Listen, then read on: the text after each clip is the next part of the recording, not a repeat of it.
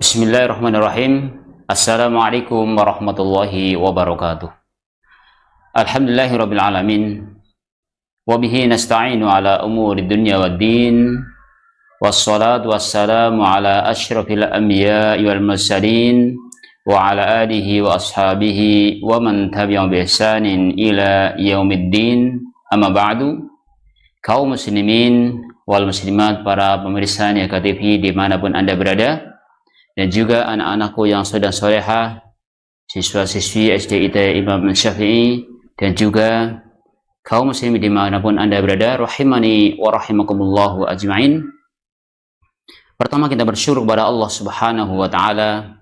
Alhamdulillah, pada kesempatan yang baik ini kita berjumpa kembali dalam acara Kisah Anak Soleh.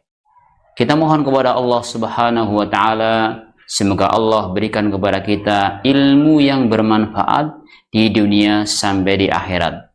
Sebagaimana doa yang setiap hari kita baca di pagi hari, Allahumma inni as'aluka ilman nafi'an wa rizqan thayyiban wa amalan mutaqabbala. Ya Allah, aku mohon kepadamu ilmu yang bermanfaat, rezeki yang baik, dan amal yang diterima. Maka ini terus kita gapai tiga hal ini, bagaimana biar kita mendapatkan ilmu yang bermanfaat, rezeki yang baik, dan amal yang diterima. Ini harapan kita semuanya. Maka terus kita mohon kepada Allah Subhanahu wa Ta'ala. Keduanya, salam dan salam semoga tercurahkan kepada Nabi kita Muhammad sallallahu alaihi wasallam, juga kepada keluarganya, kepada para sahabatnya, dan kepada orang-orang yang mengikuti sunnah-sunnah beliau sampai hari kiamat. Anak-anak yang semoga dirahmati oleh Allah Subhanahu wa Ta'ala, kemarin kita sudah menceritakan kisah siapa yang dari Habasyah? Bilal bin Rabah. Bilal bin Rabah, seorang budak dari Habasyah yang kemudian masuk Islam, yang dimerdekakan oleh Allah Subhanahu wa Ta'ala melalui perantara siapa? Abu Bakar As-Siddiq radhiyallahu an, yang akhirnya beliau bisa mempertahankan iman dan Islamnya dan sampai pada akhir hayatnya, dan beliau ingin meninggal dalam keadaan jihad di jalan Allah Subhanahu wa Ta'ala. Sekarang insyaallah kita masuk pada kisah berikutnya, sahabat Nabi Muhammad SAW yang namanya Abdullah bin Umar, yang dikenal dengan Ibnu Umar. Ya, Abdullah bin Umar, salah sahabat Nabi SAW, salah seorang sahabat Nabi Muhammad SAW, yang beliau berarti putra daripada Umar. Umar siapa? Umar bin Khattab. Itu Abdullah bin Umar, yang beliau ini belajar dengan bapaknya, kemudian bersamanya belajar kepada Rasulullah SAW. Artinya beliau belajar dengan bapaknya, kemudian juga belajar dengan Rasulullah SAW, sehingga ilmunya begitu kuat.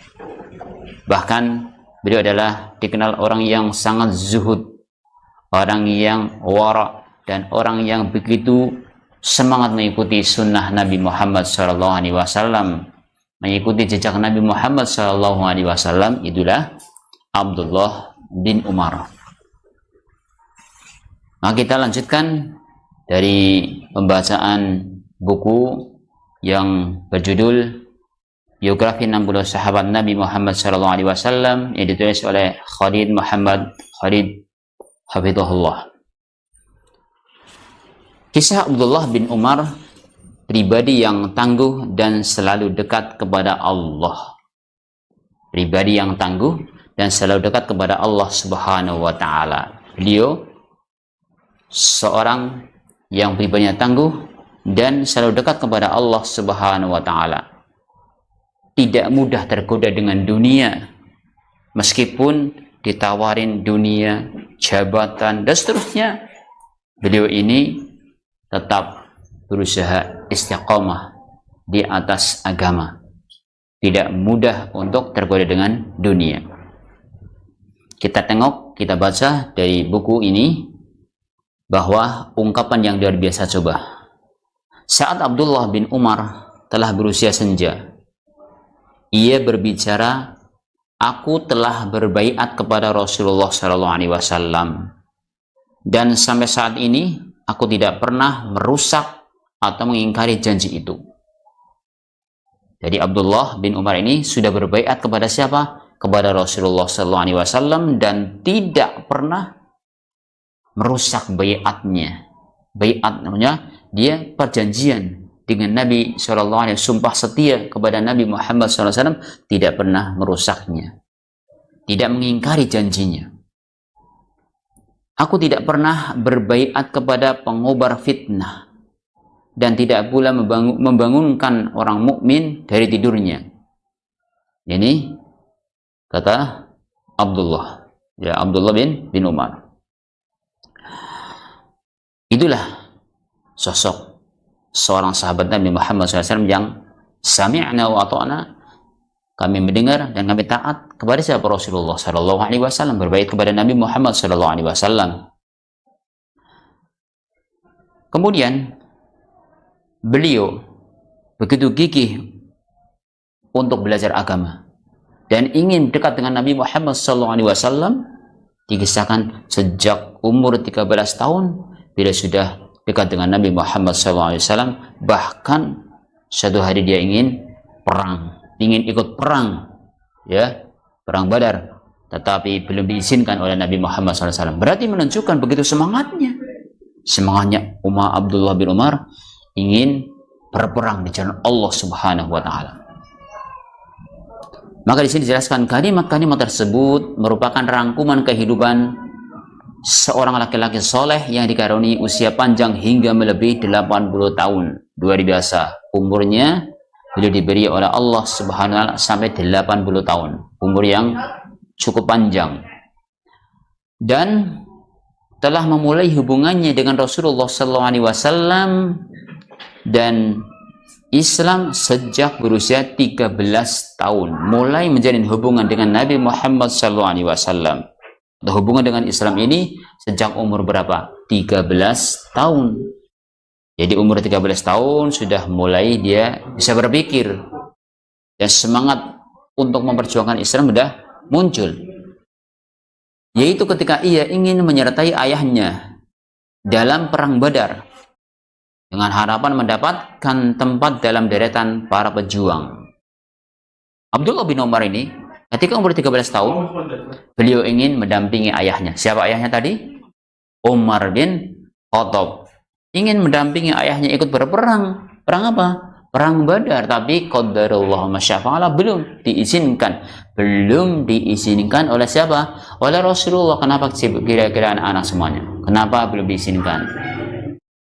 Karena masih kecil. Umurnya masih 13 tahun. Belum diizinkan oleh Nabi Muhammad SAW.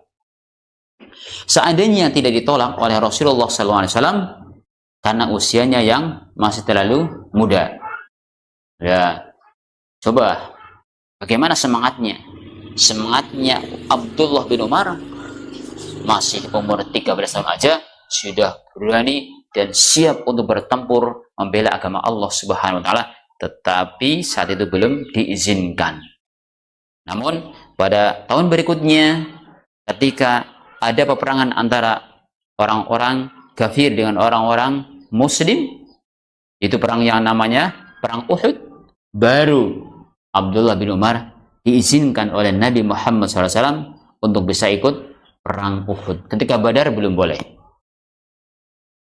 Kemudian sejak saat itu dan bahkan sebelumnya lagi, ketika ia menyertai ayahnya dalam hijrahnya ke Madinah, hubungan anak yang cepat matang kepribadiannya itu dengan Rasulullah SAW dan Islam telah mulai terjalin. Jadi mulai terjalin hubungan beliau yaitu Abdullah bin Umar dengan Nabi SAW dan dengan para sahabat telah hijrah ke Madinah. Kemudian sejak hari itu sampai saat ini, ya, sampai ia menemui Allah, yakni setelah ia mencapai usia 85 tahun, kita akan mengetahui bahwa ia adalah seorang yang tekun dan selalu mendekatkan diri kepada Allah Subhanahu wa Ta'ala.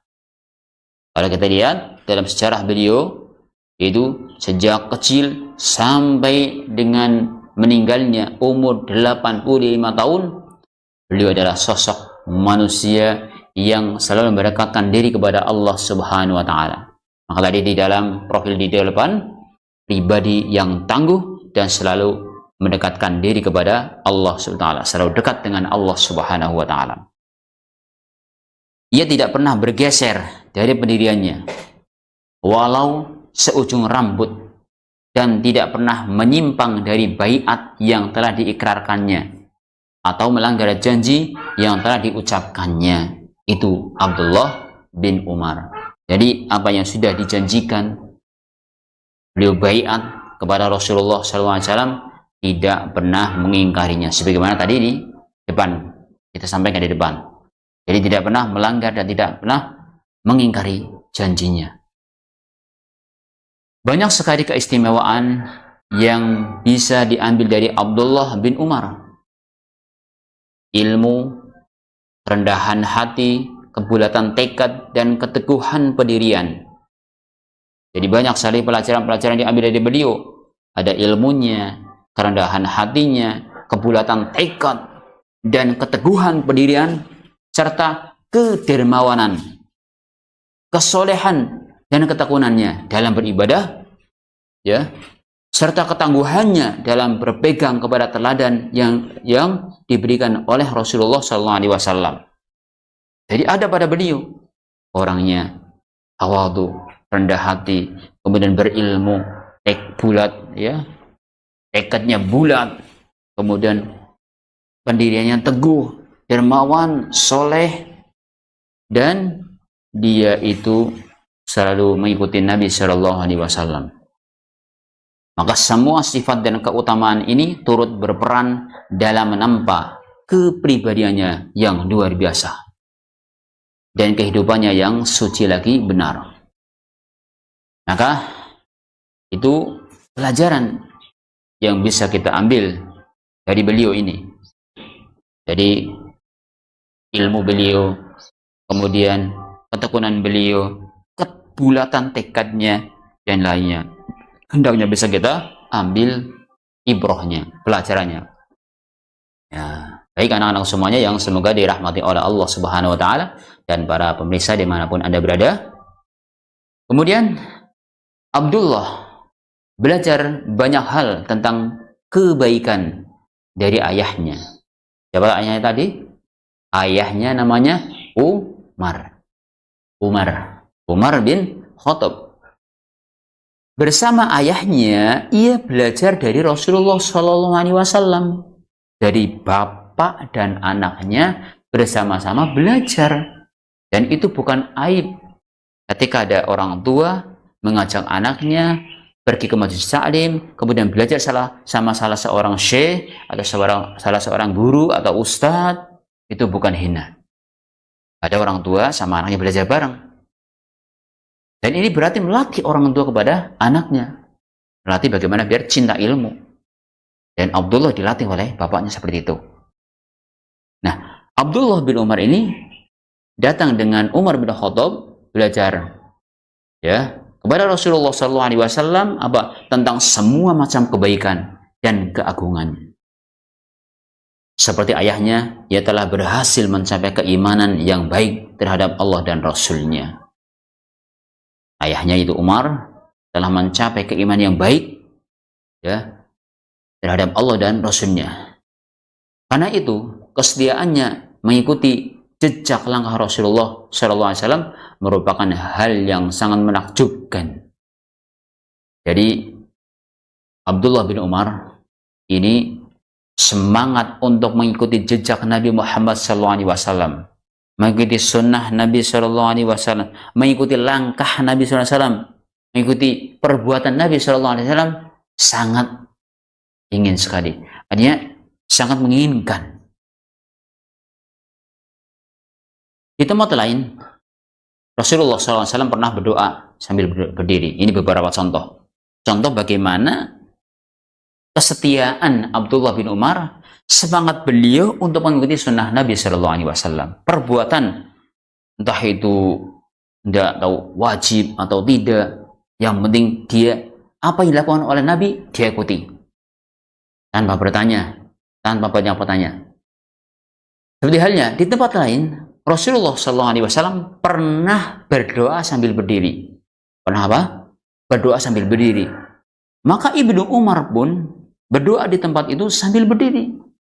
Ya, ketika Nabi Muhammad SAW berdoa sambil berdiri di suatu tempat, maka Umar pun melihat dan berdoa di tempat itu sambil berdiri juga. Sambil berdiri. Dan mereka mengikuti Nabi SAW. Ketika di tempat lain Rasulullah SAW berdoa sambil duduk, Ibnu Umar pun berdoa di sana sambil duduk. Coba, tadi berdiri, berdoa sambil berdiri.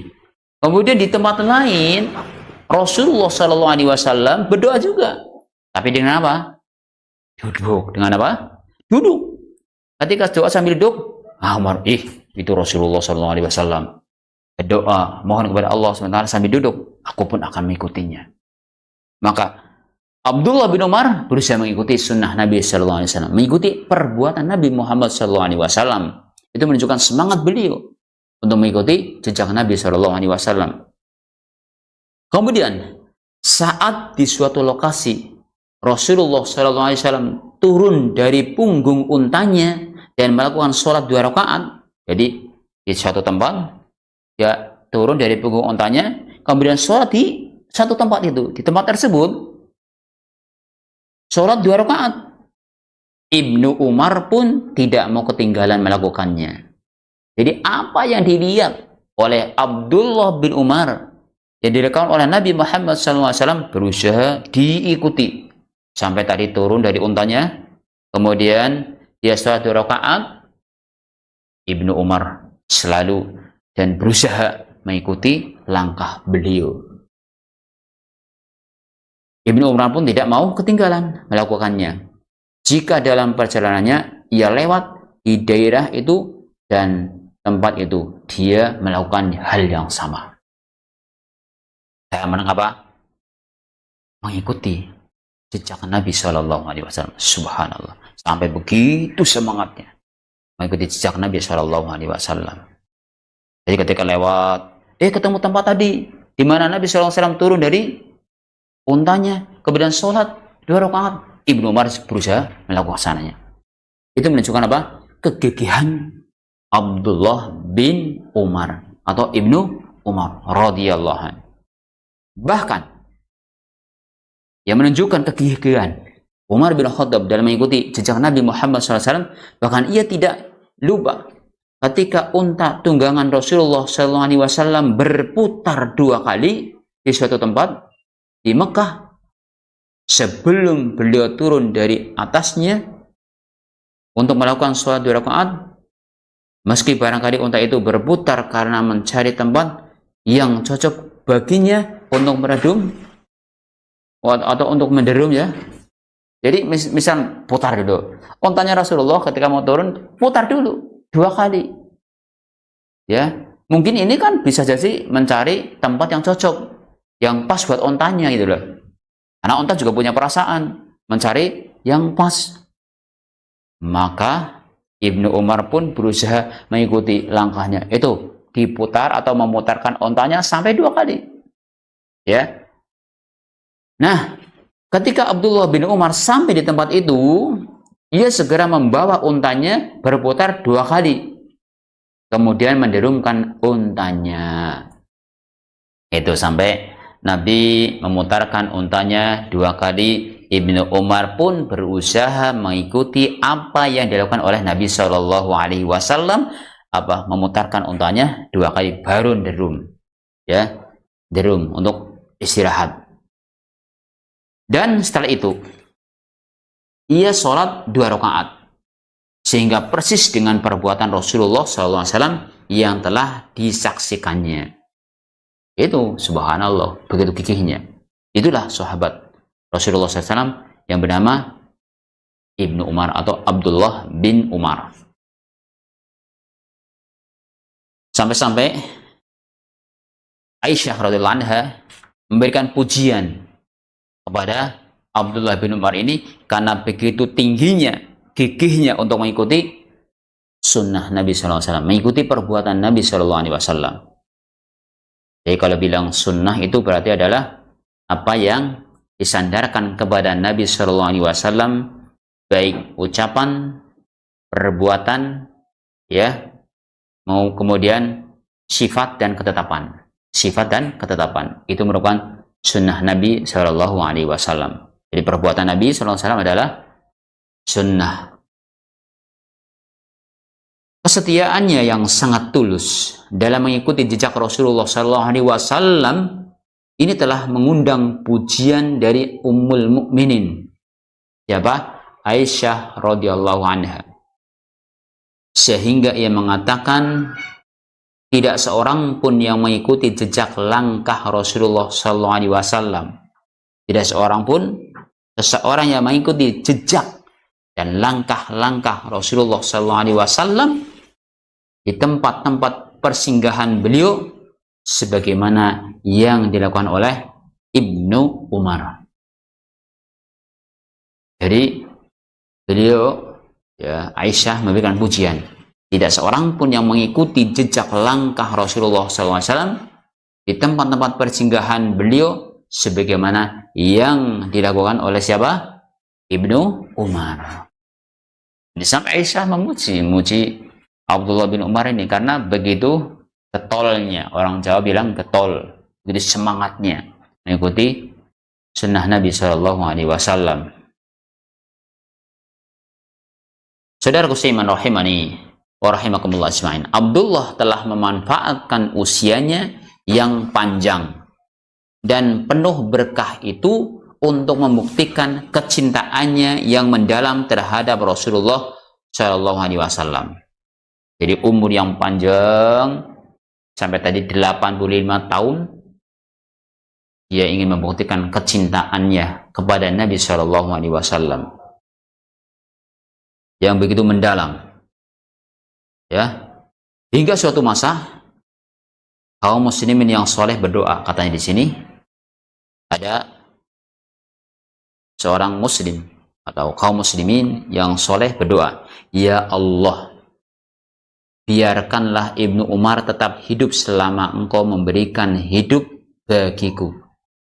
Doanya begitu, ya Allah, biarkanlah Ibnu Umar hidup selama memberikan kehidupan kepadaku, agar aku dapat mengikuti jejaknya, karena aku tidak mengetahui seorang pun yang menghirup dari sumber pertama selain dia, yaitu selain Abdullah bin Umar ini.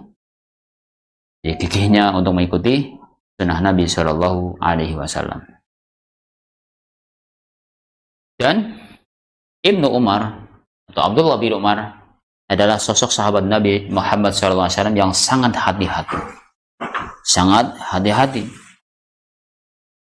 Karena kegemarannya yang kuat, tidak pernah luntur dalam mengikuti sunnah dan jejak langkah Rasulullah SAW, Ibnu Umar bersikap sangat hati-hati dalam penyampaian hadis dari Rasulullah SAW. Beliau sangat hati-hati untuk menyampaikan hadis yang datang dari Rasulullah SAW.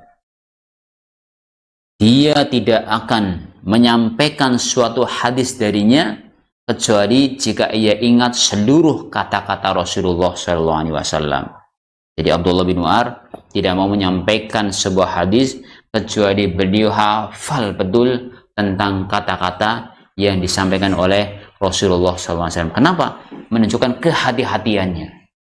Kehati-hatiannya untuk menyampaikan sebuah hadis. Itulah sahabat siapa? Abdullah bin Umar. Orang-orang yang semasa dengannya mengatakan, tak seorang pun di antara sahabat Rasulullah SAW yang lebih berhati-hati agar tidak tercecer atau terkurangi sehuruf pun dalam menyampaikan hadis Rasulullah SAW sebagaimana Ibnu Umar. Jadi tidak ada orang yang lebih hati-hati untuk menyampaikan agar tidak tertinggal meskipun hanya satu huruf, melainkan Ibnu Umar. ya Abdullah bin Umar itu. Meski demikian, ya, dalam berfatwa ia sangat berhati-hati dan lebih suka menjaga diri. Meski demikian, ketika berfatwa, menyampaikan fatwa, Ibnu Umar sangat berhati-hati. Lebih baik menjaga diri daripada menyampaikan hal yang salah. Maka suatu hari seseorang datang kepadanya untuk meminta fatwa, meminta pendapat dari beliau. Setelah orang itu memajukan pertanyaan, artinya mengajukan pertanyaan, Ibnu Umar menjawab.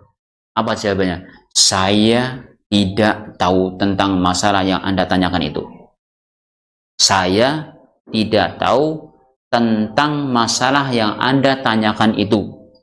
Beliau menyampaikan dengan tegas dan jelasnya, kalau saya tidak tahu tentang masalah yang Anda tanyakan itu. Orang itu pun pergi dan baru beberapa langkah ia meninggalkannya, Ibnu Umar menggosok-gosokkan telapak tangannya, ya. Telapak tangannya digosok-gosok tangannya sebagai ungkapan apa? Sukacita, dan berkata dalam hatinya, Ibnu Umar ditanyai orang tentang yang tidak diketahuinya, maka ia menjawab tidak tahu. Ya, tidak tahu. Jadi kalau seseorang ditanya tidak tahu, itu nisful ilm, ulama mengatakan separuh ilmu. Jadi kalau dia ditanya tidak tahu, kemudian menjawab tidak tahu, wallahu alam, itu sudah separuh ilmu. Itu tidak akan merendahkan seorang, justru akan mengangkat derajatnya. Banyak sekali kisah, ya, para ulama yang ketika ditanya dia tidak tahu, dia mengatakan ya wallahu alam, saya tidak tahu. Sebagaimana Imam Malik rahimahullah ditanya banyak sekali pertanyaan, tapi yang dijawab hanya beberapa pertanyaan. Dan ketika mereka berhenti untuk menjawabnya, katakan Imam Malik tidak tahu. Imam Malik tidak tahu. Selesai. Jadi itu akan lebih mulia. Nah, ini Abdullah bin Umar begitu hati-hatinya dalam berfatwa, dalam menjawab, dia menyampaikan saya tidak tahu. Jadi ucapan saya tidak tahu itu bagian daripada ilmu. Kemudian anak-anakku yang semoga dirahmati oleh Allah Subhanahu wa taala, dia tidak ingin berijtihad untuk memberikan fatwa karena takut berbuat kesalahan. Walaupun pola hidupnya mengikuti ajaran agama besar yang menyediakan satu pahala bagi orang-orang yang berijtihad. Salah satu salah dan dua pahala, ya. Artinya orang yang berijtihad salah dan dua pahala bagi yang berijtihad benar. Ketika ijtihad kok salah, dapat pahala satu. Kalau benar dapat pahala dua. Itu kalau orang berijtihad benar dapat pahala dua. Kalau salah dapat satu. Sikap kehati-hatiannya telah menyebabkannya tidak berani berfatwa. Ini sikap Abdullah bin Umar. Bahkan beliau adalah orang yang tidak mudah menerima jabatan. Bahkan disodorin, ditawarin, tidak mudah menerima jabatan. Dia juga menghindarkan diri dari jabatan hakim. Ini salah satu kisahnya. Padahal jabatan ini merupakan jabatan tertinggi di antara jabatan kenegaraan dan kemasyarakatan. Jadi kalau sudah jadi hakim, qadhi, itu jabatan yang tinggi, levelnya tinggi, baik di negara maupun masyarakat. Di samping menjamin pemasukan keuangan, pengaruh dan kedudukan mulia. Ya jelas kalau hakim uangnya banyak, kemudian kedudukannya tinggi, martabatnya naik. Namun apa perlunya kekayaan, pengaruh dan kemuliaan itu bagi Umar? Ya, dari Ibnu Umar, maksudnya dari Ibnu Umar. Apa pengaruhnya? Kekayaan, jabatan, pengaruh, ya. Apa pengaruh untuk Ibnu Umar? Ini nggak kekut, nggak tertarik sama jabatan. Itulah Ibnu Umar radhiyallahu anhu. Suatu hari Khalifah Utsman memanggilnya dan meminta kesediaannya memegang jabatan hakim tersebut. Dipanggil siapa? Ibnu Umar. Itu Abdullah bin Umar dipanggil. Tetapi ia menolaknya. Utsman tetap mendesaknya. Udahlah, kamu jadi hakim. Kamu yang menjabat sebagai hakim. Sama Utsman didesak kalau dia suruh menjadi hakim. Tapi Ibnu Umar juga tetap mempertahankan penolakannya itu. Dia tidak mau menjadi hakim. Lantas Utsman bertanya, "Oh, kamu itu dikasih kesempatan jadi hakim gak mau? Apakah engkau tidak mentaati perintahku?" Kata Utsman. "Apakah engkau tidak mentaati perintahku?" Maka Ibnu Umar menjawab, "Sama sekali tidak. Hanya saya dengar para hakim itu ada 3 macam. Hakim ada 3 macam. Kata yang dijelaskan di sini, yang pertama, hakim yang mengadili tanpa ilmu. Hakim mengadili tanpa apa? Tanpa ilmu. Maka ia dalam neraka. Naudzubillah. Ini bahayanya. Kalau seorang hakim mengadili tanpa ilmu, udah, ini bahaya, neraka. Makanya pentingnya seorang hakim harus berilmu, pahami agama dengan benar sebagai pedoman dalam melangkah. Karena hidup di dunia hanya sekali. Hiduplah yang berarti. Maka Ibnu Umar menyampaikan itu. Yang kedua, hakim yang mengadili berdasarkan nafsu, maka ia juga dalam neraka. Kalau tadi tanpa ilmu. Yang kedua, hakim yang mengadili itu dengan hawa nafsu, maka juga diancam dengan neraka. Wah, ngeri kan? Ketiga, hakim yang berijtihad dan hasil ijtihadnya benar, maka ia dalam keadaan berimbang. Tidak berdosa, tapi tidak pula mendapat pahala. Atas nama Allah, saya memohon kepadamu agar dibebaskan dari jabatan itu. Itu masalahnya. Alasan Ibnu Umar nggak mau mudah menerima jabatan. Resikonya berat. Ya, resikonya berat.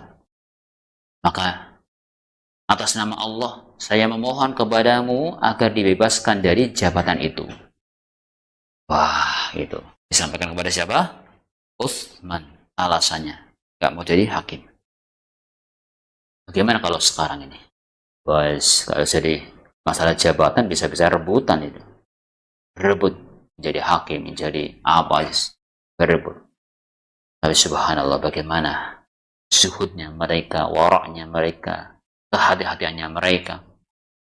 Sampai didesak pun dia hati-hati. Kemudian Khalifah Utsman menerima keberatan itu setelah mendapat jaminan bahwa ia tidak akan menyampaikan hal itu kepada siapapun. Jadi oke lah, diterima alasan kamu, tapi usahakan jangan diceritakan kepada yang lainnya. Karena nanti yang lain jadi keberatan juga untuk menjadi hakim. Sebab Utsman menyadari bagaimana kedudukan Ibnu Umar di hati masyarakat. Jadi pengaruhnya yang besar. Pengaruhnya yang besar di masyarakat. Ibnu Umar ini, Abdullah bin Umar. Wibawanya begitu besar. Ucapannya didengar. Sikapnya diperhatikan oleh masyarakat. Bila orang-orang yang bertakwa lagi soleh mengetahui keberatan Ibnu Umar menerima jabatan tersebut, mereka pasti akan mengikuti langkahnya. Ini kalau orang-orang soleh melihat, wah, Ibnu Umar aja nggak mau jadi hakim, nggak menerima jabatan dengan alasan yang berat, wah, tentu saya nggak akan mau ikut. Ini secara analoginya gitu. Kalau mereka tahu, pokoknya Utsman barusan jangan dikasih tahu sama yang lainnya. Sehingga Utsman tidak akan menemukan seorang bertakwa yang bersedia menjadi hakim. Ya, khawatir kalau sampai pada tahu sikap dari Abdullah bin Umar ini atau Ibnu Umar yang tidak menjadi hakim dengan alasan tersebut didengar oleh teman-temannya, orang yang bertakwa, bisa jadi malah nggak ada hakim yang bertakwa nggak ada. Itu contoh dan bagaimana sikap Abdullah bin Umar tidak mudah menerima jabatan. Sikap beliau sangat hati-hati dalam meriwayatkan hadis, dalam berfatwa atau menerima jabatan, sangat hati-hati. Kemudian anak-anak yang semoga dirahmati oleh Allah Subhanahu wa taala, pendirian Abdullah bin Umar ini mungkin terlihat sebagai sikap yang kurang positif. Tetapi sebenarnya tidak demikian. Ibnu Umar tidak akan menolak jabatan tersebut apabila tidak ada lagi orang lain yang pantas menduduki jabatan itu. Sekali lagi, jadi Ibnu Umar tidak akan menolak jabatan tersebut apabila tidak ada orang lain yang pantas mendudukinya. Kalau memang nggak ada, ya sudahlah, gampangnya gitu. Sebenarnya sikapnya gitu. Kalau memang nggak ada, ya sudah. Tapi selama ada, sudah. Beliau mendahulukan yang lain, bahkan dengan alasan-alasan yang tadi, dia tidak mau.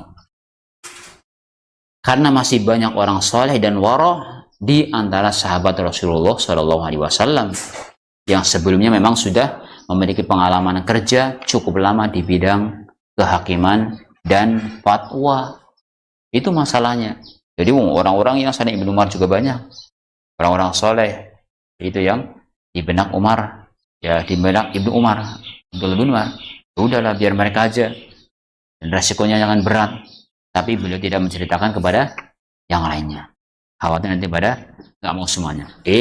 Tapi kalau tidak ada satupun yang mau, maka Ibnu Umar pun ada kemungkinan siap menerima. Kalau tidak ada yang mau satupun. Penolakan Ibnu Umar ini tentu saja tidak akan menyebabkan lowongan kursi jabatan tersebut atau mengakibatkannya jatuh ke tangan orang-orang yang tidak berwenang. Tidak. Tapi telah tertanam dalam kepribadian Ibnu Umar untuk selalu membina dan meningkatkan diri agar lebih sempurna ketaatan dan peribadatannya kepada Allah.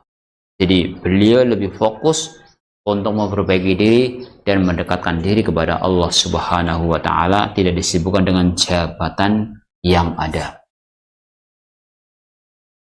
Di sisi lain, kehidupan Islam pada waktu itu bisa juga menjadi faktor penolakan itu. Pada masa itu, keduniaan telah terbuka lebar. Jadi dunia telah terbuka lebar bagi kaum muslimin. Harta kekayaan melimpah ruah. Pangkat dan jabatan terbuka luas. Luar biasa hartanya, banyak, pangkat ada, kesempatan.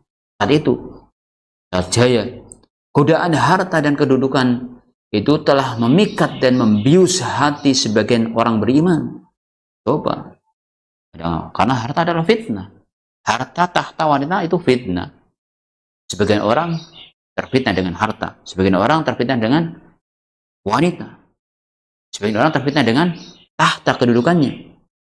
Maka godaan harta dan kedudukan itu telah memikat dan membius hati sebagian orang beriman. Sehingga sebagian sahabat Rasulullah SAW, di antaranya Ibnu Umar, bangkit mengibarkan bendera perlawanan terhadap godaan itu. Wujudnya ialah dengan menjadikan diri mereka sebagai teladan, ya, sebagai teladan, bukan malah terjun ikut terjerumus dalam rebutan harta, tidak, rebutan jabatan, tidak. Tadi beliau mengibarkan perlawanan terhadap nafsu tersebut, mengibarkan bendera perlawanan terhadap godaan itu. Wujudnya ialah dengan menjadikan diri mereka sebagai teladan dalam kesuhudan dan kesolehan, menjauhi kedudukan tinggi, mengatasi fitnah dan godaannya. Itu yang dilakukan oleh Ibnu Umar atau Abdullah bin Umar. Itulah sosok sahabat Rasulullah SAW yang sudah tertanam sejak kecil semangat untuk berjuang di jalan Allah Subhanahu wa Ta'ala, dan ingin selalu mendekatkan diri, memperbaiki diri. Bahkan beliau radhiyallahu anhu orang yang sangat rajin untuk sholat malam. Sholat malam beliau rajin sekali, dan ini nasihat untuk kita semuanya, karena sholat malam itu akan menjadikan kita lebih semangat dalam beragama, lebih semangat dalam kehidupan. Dan sholat malam diantaranya adalah untuk menjaga hafalan kita, para ahlul Quran, dengan menjaga. Maka kita mohon kepada Allah SWT semoga dimudahkan terus untuk menjaga sholat malamnya. Nah, ini Ibnu Umar. Bisa dikatakan bahwa Ibnu Umar adalah sahabat malam yang selalu mengisinya dengan melakukan sholat dan sekutu waktu sahur, yang senantiasa memanfaatkan waktu itu untuk menangis dan memohon ampunan. Jadi malam hari sholat, pagi hari berpuasa. Kala remaja ia pernah bermimpi yang oleh Rasulullah SAW ditakwilkan bahwa Qiyamul Lail nantinya akan menjadi tumpuan cita-cita Ibnu Umar, tempat bersemayam kesenangan dan kebahagiaannya. Jadi tempat bersemayam dan kesenangannya itu di sholat malam. Sekarang marilah kita dengar cerita tentang mimpinya itu. Pada masa Rasulullah SAW, aku pernah bermimpi seolah-olah di tanganku ada selembar kain bludru. Tempat mana saja yang aku ingini di surga, maka bludru itu akan menerbangkanku ke sana. Wah, di kain bludru, ketika aku ingin ke sana, langsung diterbangkan dengan air bludru itu, kain bludru tersebut. Aku melihat dua orang mendatangiku dan ingin membawaku ke neraka. Tetapi seorang malaikat menghadang ke mereka dan berkata, jangan ganggu, jangan ganggu. Kedua orang itu pun membiarkan jalan bagiku. Hafsah, saudariku, menceritakan mimpi itu kepada Rasulullah SAW. Beliau pun bersabda, Abdullah adalah menjadi laki-laki utama bila ia rajin sholat malam dan banyak melakukannya. Ni'mar rajul Abdullah law kana yusalli minal lail. Abdullah akan menjadi lelaki utama bila ia rajin sholat malam dan banyak melakukannya. Masya Allah. Maka sejak itu sampai pulang ke rahmatullah, Ibnu Umar tidak pernah meninggalkan Qiyamul Lail atau sholat malam, baik sedang mukim maupun musafir. Nah, ia juga selalu giat menunaikan sholat, membaca Al-Quran, dan banyak berzikir menyebut nama Allah Subhanahu wa Ta'ala. Itu bagaimana semangat beliau dalam beribadah kepada Allah Subhanahu wa Ta'ala sampai beliau terus menjaga sholat malamnya. Dan itulah sebaiknya kita sebagai seorang muslimah menjaga sholat malamnya, biar kita dimudahkan segala urusannya. Sampai sini insya Allah kita akan lanjutkan tentang kisah Ibnu Umar ini, Abdullah bin Umar, pada episode berikutnya. Bagaimana sikap-sikap beliau dalam masalah kesuhudan dan yang lainnya, insya Allah kita akan bahas pada pertemuan berikutnya. Hanya kita tutup dengan doa kafaratul majlis. Subhanakallahumma hamdika asyhadu an la ilaha illa anta astaghfiruka wa atubu ilaik. Assalamualaikum warahmatullahi wabarakatuh.